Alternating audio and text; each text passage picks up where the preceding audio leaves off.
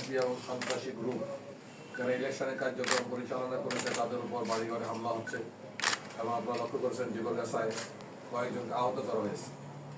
আমরা সুস্পষ্টভাবে সন্ত্রাসীকে বলতে চাই, আমরা আমাদের দলের মধ্যে কোনো সন্ত্রাসী পালন করি না এবং আমরা কোনো সন্ত্রাসী কার্যকলাপ আমরা সহ্য করব। যারা সন্ত্রাস আছেন, সন্ত্রাসী কার্যকলাপ করেন, তাদেরকে আমরা বলবো আপনারা অচিরে ভালো হয়ে যান।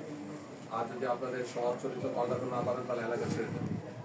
আমাদের ভবিষ্যতে বাংলাদেশকে গণতান্ত্রিক পদ্ধতিতে বিনির্মাণের জন্য, সুন্দর একটি রাষ্ট্র গঠনের জন্য, মানুষকে স্বস্তি দানের জন্য আমরা যে বিপ্লব হয়েছিল 24-এর গণঅভ্যুত্থানে, সেই বিপ্লবকে আমরা ধারণ করতে চাই। আর আপনারা লক্ষ্য করেছেন যে হাঁ জয়যুক্ত হয়েছে। সুতরাং হাঁ জয়যুক্ত হওয়া মানে 24-এর বিপ্লব জয়যুক্ত হওয়া, 24-এর চেতনাকে আমরা সমাজের মধ্যে ধারণ করার চেষ্টা করি। ইনশাআল্লাহ জামাত বিরোধী দলের ভূমিকায় গুরুত্বপূর্ণ ভূমিকা পালন করবে। যা থেকে সম্মুখীন নেওয়ার জন্য যা যা করণীয় দরকার জামাত তা করবে।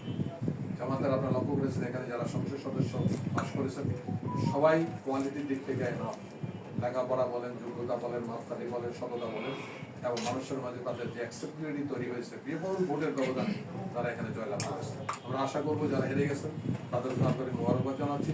ভবিষ্যতে যেন প্রস্তুতি গ্রহণ করেন এবং দেশের জাতির কল্যাণে, সমাজের কল্যাণে সবার সাথে কাঁধে কাঁধ মিলিয়ে কাজ করার চেষ্টা করেন।